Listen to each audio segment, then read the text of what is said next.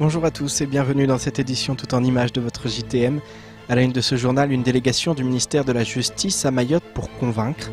Depuis hier, l'île accueille cette délégation composée de 3 personnes, à savoir le directeur des services judiciaires, le directeur des affaires criminelles et des grâces et la directrice adjointe des affaires et du sceau. Durant leur séjour, les membres de la délégation vont aller à la rencontre des personnels judiciaires ainsi que des acteurs institutionnels locaux.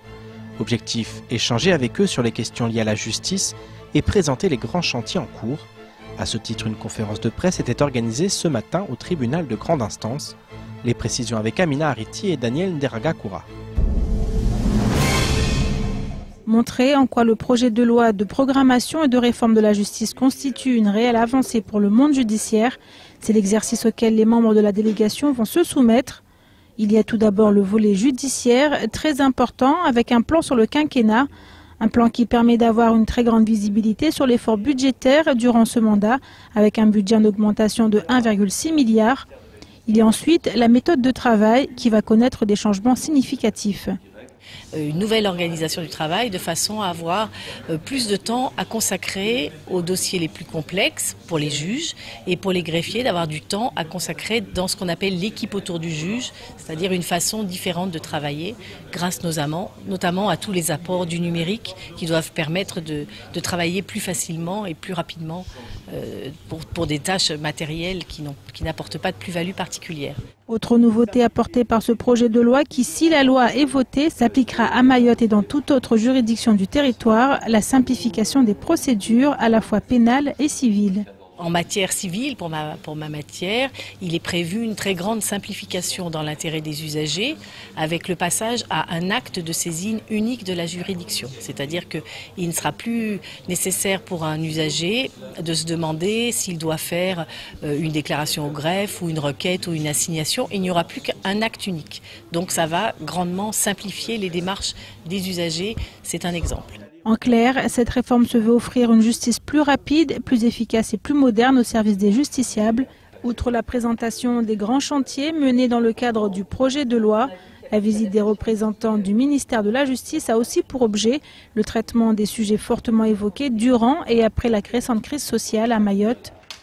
Nous sommes aussi là parce que Mayotte a connu des événements très, très difficiles et l'objet de notre déplacement est également de rencontrer différents interlocuteurs sur différents sujets qui sont dans la réflexion actuellement. Donc monsieur le directeur des affaires criminelles et des grâces pour la partie pénale, moi-même pour la partie civile, et j'ai notamment hier avec monsieur le procureur de la République été à la rencontre du service de l'état civil de la mairie de Mamoudzou sur notamment la problématique des reconnaissances frauduleuses et de la lutte contre les reconnaissances frauduleuses dans le cadre de la filiation d'enfants nés sur le territoire national. Autant dire que cette visite ne sera pas passée inaperçue dans le milieu judiciaire local. Quant à savoir si les résultats attendus seront au rendez-vous, seul le temps nous le dira. Quoi qu'il en soit, les choses ont été mises sur la table afin que chacun puisse être informé des implications à venir si la loi venait à être votée. On poursuit ce journal avec cette violente agression qui a eu lieu il y a un peu plus d'1 an à Mayotte. Le 25 mai 2017, un jeune originaire de Trévani a été violemment passé à tabac par son cousin et plusieurs complices. À l'origine de ce règlement de compte familial, un différend qui daterait d'avant la naissance de la victime. Plus d'1 an plus tard et après avoir frôlé la mort, Moursala et sa maman ont souhaité témoigner sur ce qu'ils ont vécu. Ils demandent tout de la justice de faire son travail afin que les coupables soient sévèrement punis. Attention, les images qui vont suivre peuvent heurter les sensibilités. Un sujet signé Abbas Salidi et Leslie Viemenet. Ces images insoutenables témoignent du calvaire vécu par Moursala, jeune homme tout juste majeur au moment des faits. Le 25 mai 2017, il a été sauvagement agressé à coups de machette par son cousin. Plus d'1 an après l'agression, la victime raconte les semaines qui ont suivi son passage à tabac. Ce qu'il y a, c'est que je suis resté 2 jours à l'hôpital de Mayotte. Ensuite, j'ai été rapatrié à La Réunion pour 3 semaines, en sachant que j'étais en soins intensifs. Au début, quand j'étais hospitalisé à Mayotte, j'étais en soins intensifs. Après, je suis parti à La Réunion pour faire des opérations concernant mon bras, parce que c'est mon bras qui a été beaucoup touché à plusieurs reprises. Et ensuite, je suis parti à Métropole pour mieux me soigner, pour faire des séances de kiné. Et j'ai commencé à me sentir bien au début de l'année, genre à partir de janvier-février. C'est pas à ce moment-là que je commençais à mieux me sentir. Et ensuite, j'ai envisagé de venir à Mayotte pour venir voir où est-ce que ça en est. Moursala a échappé au pire, même s'il gardera certaines séquelles toute sa vie. De son côté, sa maman n'oubliera jamais ce jour où elle a cru son enfant mort. Amba baba bila kwenu hii hatu unaangalia tongo za fanshao sitala nifikira maana mwana msa mshuhuda kushofa tena kushofa nai mas nakuru kwamba ule ile tongo ya huana beti wotonge hulana atabani mwana msa lidaja kwa rakabe musala kutula kwa busalafu baba unaambiwa jantaru mwamba anibali sikukushana jantaru mulamba na muone mshi wangu maskini wame ankili zitala mazitala revaleri jari la bani pompier mbasingo alopitare dungu pompier wami na wanangu na miongo dungu pompier rende hule itsumu norde ini ya mwahajana wasikara ifunga na raha tsumwe kai muhenoni hatu au yana ushuka babu haima lopitali na shindu wala nzaya kuna nzaya mtana shindri ananyangu ni tsani mdziseni ali hu wanyu dunia muone mtongozini mbani la toshindao arenge usikitifunu nilionao amba nikomolo nyumba ni pasulo ligari nimenyo pia mali zangu. Son agresseur principal est actuellement en liberté conditionnelle en attendant le procès. Et si Moursala a parfois songé à se venger, il assure croire pleinement au travail de la justice. Moi, je crois en la justice parce que si je voulais, tout le monde peut se venger. Tout le monde peut se venger. Moi, je crois en la justice. Pourquoi je ne me suis pas vengé tout de suite? Parce que j'ai confiance en la justice, justement. C'est pour ça que je n'ai pas fait cela. Parce que je me dis, il y a une loi, il faut la respecter. Elle est là pour faire son travail. Respecter la loi et laisser la justice faire son travail. Moursala a fait le choix de la raison sur un territoire où la violence est une spirale infernale dont il convient de s'éloigner. Et ce matin, une grande opération a été menée du côté de la foire Ramadan située sur le terre-plein de Mtsapéré. Des agents de la DIEC, de la police aux frontières ou encore de la direction départementale des finances publiques ont contrôlé l'ensemble des commerçants. Objectif, sensibiliser, voire sanctionner ceux qui ne respecteraient pas la loi. Depuis quelques semaines, les opérations de ce type ne cessent de se multiplier aux quatre coins de l'île et dans tous les secteurs d'activité. Écoutons plutôt le directeur adjoint de la DIEC au micro de Abbas Alidi. Le but sur ces foires, qui sont des foires traditionnelles qui ont lieu chaque année, c'est que même sur des événements temporaires comme une foire, il y a des règles à respecter pour les commerçants qui le connaissent. Bon, on a des commerçants qui nous présentent spontanément leurs documents. Donc on va vérifier bien sûr que chaque commerçant est un vrai commerçant, c'est-à-dire qu'il est immatriculé, que ses salariés sont déclarés. On va faire un petit peu sur l'affichage des prix aussi, parce que là il y a des choses à dire.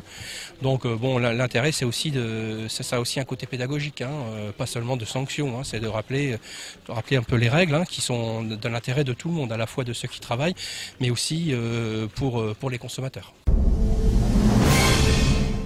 Je vous propose maintenant de faire un petit tour du reste de l'actualité locale de ce vendredi 8 juin. Depuis mardi, l'activité sismique a faibli en intensité. En effet, le nombre de séismes ressentis ces dernières heures est peu dense.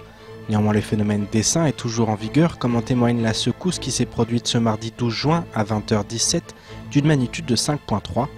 Beaucoup l'ont d'ailleurs considérée comme la plus forte jamais ressentie, du fait notamment qu'elle s'est caractérisée par une durée plus importante que les autres séismes ressentis jusqu'alors. L'activité qui a suivi cet événement se résume à deux événements principaux de faible magnitude, le 13 juin à 1h02 d'une magnitude de 4.0 et le 13 juin toujours à 3h32 d'une magnitude de 4.3.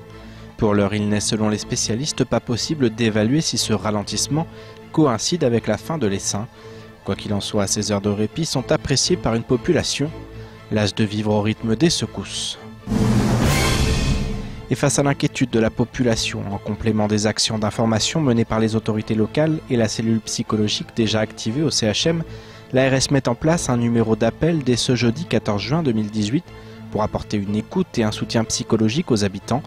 Les personnes souhaitant un soutien psychologique peuvent contacter le 02 69 64 71 48, joignable 7 jours sur 7 de 7h à 19h. Ce numéro d'appel est réservé à la prise en charge des angoisses et troubles psychologiques générés par les séismes.